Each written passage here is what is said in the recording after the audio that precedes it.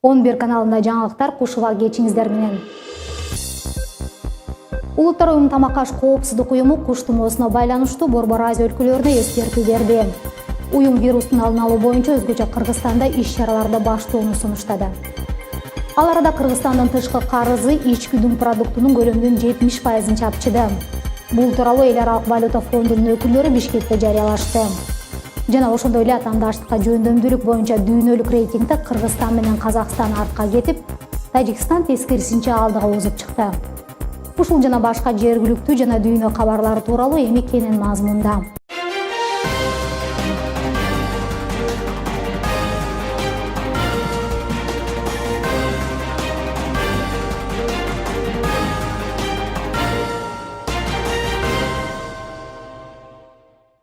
Улуттар уюмунун азык-түлүк коопсуздук уюму Борбор Азия өлкөлөрүнө куш тумоосунун жайылыш мүмкүндүгүнө байланыштуу эскертүү берди.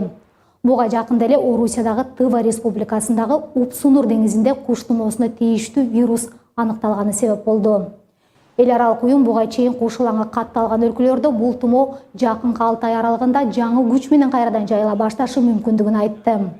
Өзгөчө Борбор Азия, Кавказ, Жакынкы Чыгыш жана Европа өлкөлөрүндө бул жаатта коркунуч бар.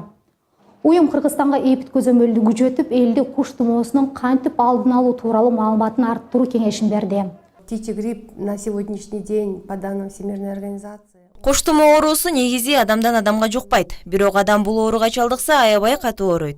Саламаттык сактоо министрлиги бүгүнкү күндө казынадан бул оорунун профилактикасына карата каражат бөлүп берген. Учурда 69 миңге жакын вакцина дозалары алынган. Ал вакцинаны биринчи иретте ооруну жугузуп алууда тобокелдиги көбүрөөк бар адамга сайылат. Алардын ичинде кичинекей балдар жана улгайып калган адамдар. Кыргызстандын агрардык тармагынын орчундуу бөлүгүн мал чарбачылыгы ээлегенине карабастан эксперттердин эсеби боюнча 60% эт азыктары сырттан импорттолот. Кыргызстан жыл сайын АКШ, Бразилия, Кытай мамлекеттеринен 80 миң тоннадан ашык эт азыктарын 3 миллиард сомдон ашык каражатка сатып алат. Тоок эти негизинен Орусия, Казакстан, Кытайдан Кыргызстанга алынып келинет. Башка жаңылыктардан. Дүйнөлүк валюта кору Кыргызстандын тышкы карызы өлкөнүн ички дүң продуктунун көлөмүнө карата 70%-га жеткенин жар салды. Бул тууралуу бүгүн Бишкекте өткөн жыйында Эл аралык валюта корунун Кыргызстандагы миссиясынын башчысы Джемайл журналисттерге билдирди. Айтымында Кыргызстандын тышкы карызы соңку 2 жылда тез өсүп кетти. Айталы 2014 жылы эле карыздын ИДПга болгон катышы болгону 43-44%да камтыса, эми 70-ке чыгып олтурат. Эл аралык уюм өкүлү карыздардын көлөмү кооптуу жекке чейин жетейин деп калды деп билдирди. Уюм кыргыз бийликтерин бюджетти консолидациялоого жана дефицитти кыскартууга чакырды. 11 каналында экономика темасын улантабыз. Дүйнөлүк экономикалык форум атаандаштыкка жөндөмдүү өлкөлөрдүн глобалдуу рейтингин аныктады. Ага ылайык Борбор Азия өлкөлөрү ичинен Кыргызстан менен Казакстан бул рейтингде артка жылып, Тажикстан тескерисинче алдыга озуп чыкты. Алалы баардык болуп, бул рейтингге 144 өлкө катышып, Кыргызстанга болгону 111 орун тийди. Казакстан мурунку жылга салыштырмалуу кыйла төмөндөп 53 орунга чыкса, Тажикстан 77 орунга илинди. Рейтингдин эң алдыңкы саптын Швейцария элеп, андан кийин эле тизмени Сингапур, АКШ толуктайт. Эске салсак, рейтинг улуттук экономикалык көрсөткүчтөр тууралуу ачык маалыматтардын негизинде түзүлөт. Башка жаңылыктардан.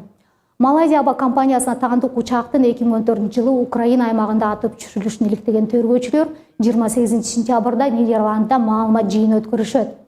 300-гө жакын жүргүнчүсү жана экипаж мүчөлөрү менен бараткан учак Чыгыш Украинадагы жикчилдер көзөмөлдөгөн аймактагы бук системасы менен атып түшүрүлгөнү айтылып келет. Эске салсак, малайзиялык Boeing 2 жыл мурун 2014 жылы 17 июлда атып түшүрүлгөн. Учак Амстердамдан Куала-Лумпурга бараткан. Апатта жүргүнчүлөр жана экипаждын бардык мүчөлөрү каза тапкан эле. 11 каналында жаңылыктарды улантабыз. Бир аздан кийин биздин каналдан сиздер Кыргызстанда элдин милицияга болгон ишенимин иликтешип, өлкөдө калктын 30% гана тартип органдарында ишеними артары белгилүү болду. Бишкекте доллардын куну арзандап, соңку 1 жума ичинде дээрлик 1 сомго түшүп кетти. Жапонияда Борбор Азия өлкөлөрүнүн фольклордук фестивали өттү. Кыргызстандан Гүлүм Касымбекова аттуу аткаруучу катышты. Ушулар туурасында кененирээк маалымат ала аласыздар. Башта белгилегендей, Кыргызстанда кезектеги жолу элдин милицияга болгон ишеними изденип чыгып, жыйынтыгы жарыяланды. Ал эмне болгон изилдөө жана анын жыйынтыктары кандай, бир аздан кийин студия ичинде маекти улантабыз. Анын алдын кийинки суроомжолоону сунуштайбыз. Кабарчыбыз эл аралап милицияга канчалык ишеним артасыз деп суроо салган. Бул гаилерди айтсам, гаилер жанагы бияка видеокамерасын установка кылбадыбы? Ошолор менен мен өзүм личный случайым токтотуп, нарушать эттим, действительно токтотуп, анан кийин штраф төлөдүм. Бир тиги гаиден правамды алдым. Негизи баягы мурун деген эми койсоңчу тиги бу деп эметчибиз да, конкретно если гаилер тууралуу. Участковый тууралуу булар үйгө участковыйлар келип, мисалы үчүн таанышып, аты жөнүбүздү жазып, ким жашайт, мен участковый болом, биз жаңы болдук деп таанышып кетти. Это тоже өзүнчө бир жакшы да, жакшылык. Ой, мен милицияларга машина айдабайм, түшпөйм. Жумуштарына чыкса канааттандырбайм да. Милициянын эң биринчи айлык акысын көбөйтүш керек. Экинчиден алардын кадрлары жетишсиз экен. Үчүнчүдөн алардын билимин жогорутуш керек. Калганын баары жакшы болот. Эгерде керек болсо эле биз милицияга жүгүрөбүз, чын айткандачы. Алар дагы сыйлап, жумуштарын көтөрмөлөсө, алар да жакшы иштешет. Мен ошентип ойлойм. Айта албайм, кечиресиз. Орто. Ортодо. Орто. Неге? Кээ бир жерлерде ишенсек болот, кээ бир жерлерде ишеничти актабай калышат. Теманы улай милициянын элге болгон ишенимин иликтеген реформа жана жыйынтык үчүн жарандык биримдигинин координатору Урмат Казакбаев бүгүн биздин студияда. Саламатсызбы, Урмат? Жыл башындагы изилдөөлөргө ылайык Кыргызстанда калктын 30% милицияга ишеним артпайт делген. Ички иштер министрлиги болсо тескерисинче соңку кезде милицияга ишеним артып баратат. Бул тууралуу улуттук статистикалык комитеттин изилдөөлөрү дагы далил боло алат деген жүйөлөрүн келтирип жатат. Кандайча мындай айырмачылыктар чыгып жатат? Албетте, жакшы суроо. Кыргызстандын жарандарынын 70% түзмө-түз милиция менен байланышы жок. Ал жарандар маалыматты кайсы жактан алат? Массалык маалымат каражаттан жана туугандарынан, тааныштарынан, досторунан. Ошол негизинде милиция менен бир да жолу байланышта мындай болбогондуктан алар ошол негизинде ой пикирин айтып коет. Биз жүргүзгөн суроомжолоо, биз мындай суроо беребиз.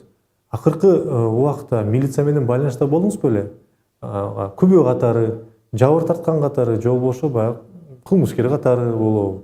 Анан эгерде адам ооба деп жооп берсе, биз андан кийинки суроо беребиз. Ушул сиз милиция менен ишин түзмө-түз сиз байланышып аны көрдүңүз. Ошол ишин сиз кандай баалайсыз деп суроо бергенде, мына ошол жакта чыныгы элдин ой пикири чыгат. Ошол мисалы милиция менен байланышта болгон кишилер, милиция менен баягы кагылышкан кишилер, которые соприкасались деген да. Ошонун арасынан 30% милицияга ишенем деп жооп беришет. Ошондуктан биздин цифра ошол жактан келип чыгып атат, 70% ишенбейт деген цифра да. Мисалы 10 киши арыз менен кайрылса, ошонун 3 эле кишиси биз милициянын иши менен канааттандырды, ошол иш бизди канааттандырды деп жооп берип атат. Калган 70% мен эч уурдалган буюмдарым берилген жок, мага милиция эч кандай мамиле кылган жок, арызды алган бойдон ошо моюнча чалган да жок, сураган да жок деп жооп берип атат. Соңку 5 жыл ичинде Кыргызстанда тартип, күч органдарын реформалоо боюнча көп иш-чаралар болду. Соңкусу ушул жылы июлда Коргоо кеңеши тарабынан дагы реформалык иштер бекитилди. Негизинен эле аракеттер көп, бирок жыйынтыгы аз болуп атат. Мунун себебин эмнеден көрөсүз? Жанагы биринчи суроого дагы бир абдан маанилүү нерсени айтып кетейин. Биз сураганда, мисалы, бир жылда мындай жалпылап мисал катары айтканда, бир жылда 100 кылмыш катталса, дагы 60 кылмыш иши катталбайт. Анткени жөнөкөй адамдар арыз жазышпайт. То есть 60 киши жазбайт, анын калганын 100 киши жазат да. Ошондо чынында бир жылда 160 кылмыш иши болот Кыргызстанда, бирок ошонун 60% эле баягы катталат да, калгандары катталбай калат да. Ошондуктан реалдуу картина совсем башкача. Эми реформа боюнча эмне үчүн реформа жүрбөйт? Мына бул дагы жаңы мен айтып кеткен нерсе дагы бир себеп болот. Неге дегенде, милицияга эл арыз менен барып жазгандан милициядан коркот.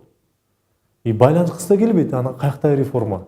Реформа деген бул баягы милициянын ишин өзгөртүп, ошол ишти деген жөнөкөй жарандарга буруп, ошол баягы ишин элдерге буруп, элдердин коопсуздугун, камсыздоого жөнөтүш керек эле да. Элдер болсо милициядан коркуп атса каякта реформа? Бул биринчи себептердин бири болот. Кийинки себеп бул баягы саясий эрк жок. Баягы столду бир коюп туруп, мына мага реформа жасагыла. Мен силерге 2 жыл мөөнөт берем. 2 жылдан кийин мындай жыйынтык болуш керек деп туруп бир мындай айта турган бир адам жок болуп атат. Бул экинчи себеп. Үчүнчү себеп акча жок деп айтышат, бирок биз ал менен макул эмеспиз, анткени көп нерселерге көзгө көрүнүктүү реформа жүргүзүш үчүн, ошондой өзгөрүүлөрдү жасаш үчүн акчанын кереги деле жок.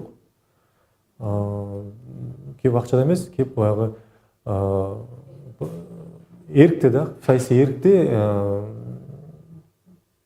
эркте болуп атат. Анан жанагы патрулдук милициянын мисал катары айтып кетпедимби, баягы жакшы нерселердин баягы атын эле алат дагы заты калып калат. Ошондуктан бир нерсени баштап коюп, ошону толук кандуу мындай бир изилдеп, ошону толук кандуу жакшылап, үтүр чекитине чейин изилдеп барып турган ошонун иш жүзүнө киргизсе, ошондо жакшы өзгөрүүлөр болмок эле. Биз менен жарандык активист Урмат Казакбаев маектешти. 11 каналында берүүбүздү улантабыз. Бишкекте соңку бир аптада доллардын куну дээрлик 1 сомго түшүп кетти. 28 сентябрга карата Бишкектеги акча алмаштыруу жайларында 1 доллар 68 сом 20 тыйынга бааланды. Туура бир жума мурун доллардын куну 68 сом 90 тыйынга бычылган эле. АКШ валютасынын куну неге 90 тыйынга чейин түшүп кеткени тууралуу Улуттук банк расмий түшүндүрмө бере элек. Берүүбүздүн соңунда эми маданий жаңылыктардан. Токиодо Борбор Азия өлкөлөрүнүн фольклордук фестивалю өттү. Иш-чара Жапониядагы Борбор Азия жумалык алкагында уюштурулду. Фестивалга Кыргызстандан мүмкүнчүлүгү чектелген аткаруучу катары таанымал Гүлүм Касымбекова катышты. Белгилей кетүүчү жагдай, Кыргызстанда жашап жаткан айрым жапон ыктыярчылары бул фестивалда комуз жана кылкыякта кыргыз күүлөрүн жаңыртты. Көрүүчүлөргө өзгөчө кыргыз күүсү маш ботой жылуу маанай калтырды. Ушуну менен 11 каналында жаңылыктарды жыйынтыктайбыз. Кечиңиздер көңүлдүү алсын. Саламат болуңуздар.